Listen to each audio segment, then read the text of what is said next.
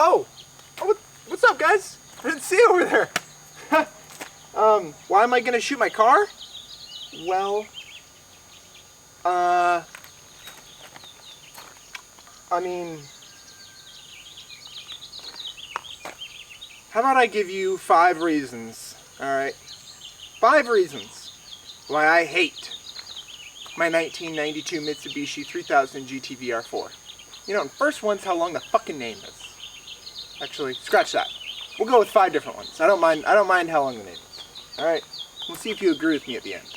Alright guys, quick disclaimer at the beginning of the video. I want to get this out there. I don't actually hate this car. I love this car. I absolutely love it. And I'm making a video of top 5 things I hate. And this is me being picky and getting into the nitty-gritty of things I hate about the car. And I don't want this to seem at all that I actually don't like the car, because I love it. And there will be a video soon on the 5 things that I love about this car. But in the meantime, let's get started. What are the top 5 things I hate? Number 1, and this will come at no surprise if you guys have seen my last video, the number 1 thing I hate about this car is the brake clearance on the front. Alright, if you guys have one with the first gen brakes, you'll understand my pain, I'm sure. Or if you watched my last video, you'll understand why this is my number 1 thing.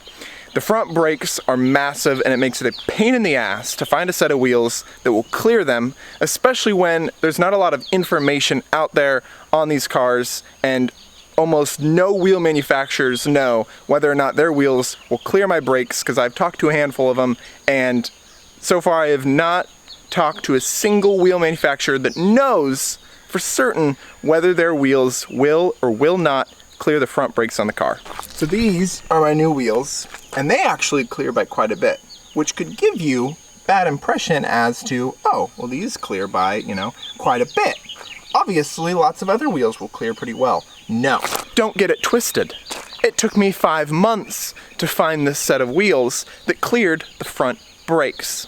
All right, if you guys are out there and you have a 3000 GT, a VR4 with first gen brakes, be careful when you're buying wheels. Try to be, you know, as cautious as you can. Try to get the most amount of information that you can. And don't look at VR4s that have second gen brakes to decide whether or not you think the wheels will fit your car. Because a lot of wheels will fit later yeared VR4s, and they won't fit the beginning years with the first gen brakes. There's a big difference there, so watch out. Let's get to number 2. Number 2 also won't come to a surprise to somebody that owns one of these cars, but might come to a surprise to people that don't. And that is, it is extremely hard to find people that will work on the car. All right, now most anything I do to my car, I'll do myself. But in the rare, occurrence where you need somebody that's a professional to do something to your car, good luck finding somebody that can do it. All right. When I first got my car done, I needed to do the timing belt, like the 60K maintenance. So it was timing belt. I got spark plugs and like the, what do you call it? Water pump. And I was like, well, that won't be too difficult to find somebody that can do this.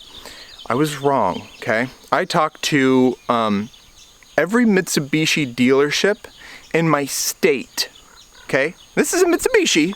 And I talked to the Mitsubishi dealerships, and not a single dealership would touch the car. All right? They wouldn't even attempt. They literally just told me no. And this is coming from the company that built the car. Okay? And second thing, you might find like your local mechanic that's like, oh yeah, man, bring it in, I'll do it. Just be aware, more than likely, your local mechanic has never touched one of these cars. And they can be a pain in the ass to work on, and they can be pretty complicated to do some things too. So your local mechanic might just say, yeah, sure. And the reason being is because they've never worked on one, and they don't understand that it can be extremely annoying and a bitch to work on, if we're being honest, okay? If the Mitsubishi dealerships won't even touch it, that should tell you something about your local mechanic that's willing to do it. Your best bet, find somebody who has worked on one before. I lucked out in Washington. I found guys that have done actually hundreds of these, and this is pretty much all they do is work on these cars. I lucked out with that. Or you can do it yourself. There's information online to do a lot of pretty much anything, that you want to do your car. There's information on how to do it online. But again, it's going to be hard. It's going to be very time consuming. And, there's the possibility of you fucking something up, and parts are not the easiest to come by, which gets me to number 3. The third biggest thing I hate about this car, there's not a lot of parts out there for it. And aftermarket, there's a decent amount. I mean, nothing like your Subaru or your Evo or your, current day car kind of thing, or that just have an absurdly massive aftermarket, community out there. These, you can find aftermarket parts, but you're gonna be pretty much picking between, 2 to 3 companies, and you're not gonna have a lot of options. And they're out there, they exist. You're just not gonna have like, oh, do I wanna go with this exhaust or this one or this one or this one or this one or this one?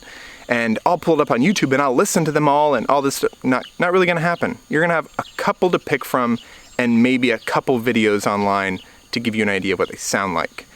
And then past that, if you want to swap something out with OEM, immediately becomes much more difficult. It can be a real pain in the ass to find OEM parts for this car, and that's something to keep in mind if you're looking to buy one and it needs something fixed or replaced. Look up, research what it is that needs to be replaced on that car you're looking to buy, because you want to make sure you're able to get that part and it's not going to cost you a shitload of money and time to get these parts that need replacing on the car.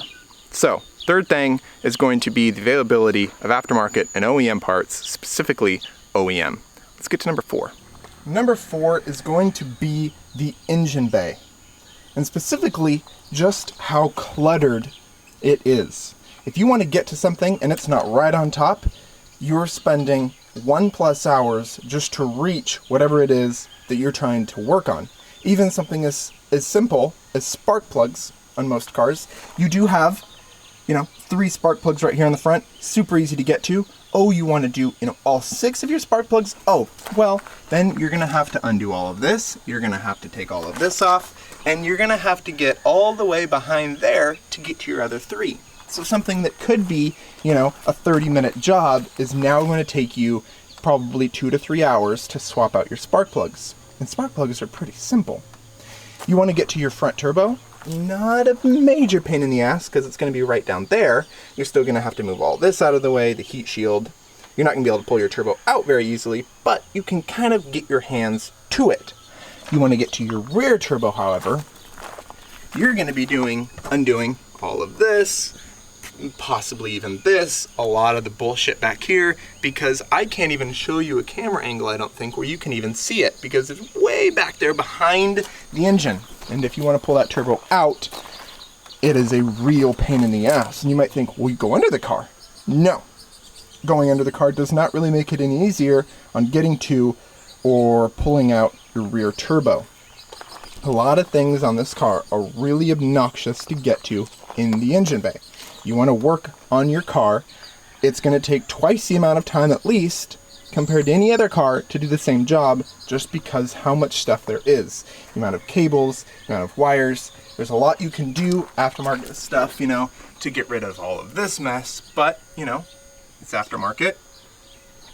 If that's the route you want to take, that's fine. You can do a lot of deletes, but it's still something you have to do, and if you don't want to be running aftermarket and you want to stay similar to OEM, you're just going to have to work around all of that. And that would be number 4. And number 5 is me being extremely picky, extremely nitty-gritty, because like I said, I actually love this car, and coming up with 5 things that I hated about it was actually pretty difficult.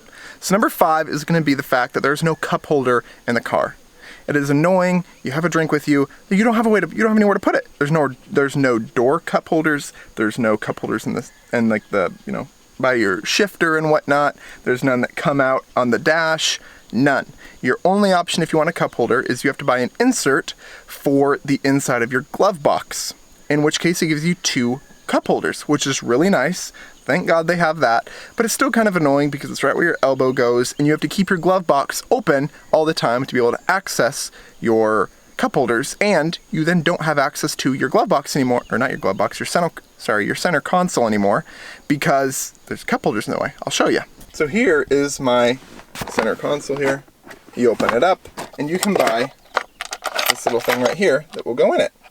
And it sits in there, nice. Obviously, you know, it's made for the car. It gives you 2 cup holders, but you lose access to your center console, except for right here. And then, like you saw, if you have like a soda or something, and it's just pressing against the cup holder to where it's just barely fitting in there, when you go to pull your drink out, it pulls the whole cup holder out. And it can be really annoying. Plus, you have to keep it up like this at all times to be able to access them. So if you have a drink, this has to be up, and it can fall. And then when you're shifting and stuff, you know, your hand's on the shifter, and your elbow is right exactly where your drinks are. So that's my 5th and final reason I hate my car. Again, I want to emphasize, I love this car. I absolutely love it. I wouldn't trade it. I wouldn't sell it. I love this car. This is me being picky. This is me just trying to find 5 things that I hate about it. Anyway, there will be a video soon on 5 things I love about the car, because that's an easy video to make. I hope you guys enjoyed this one. Lots of new videos coming out soon. Thank you guys for watching. Don't forget to like, comment, subscribe. Even comment below things you guys want to see in the future, any video ideas. I'd love to hear it. Thank you guys. See you next time.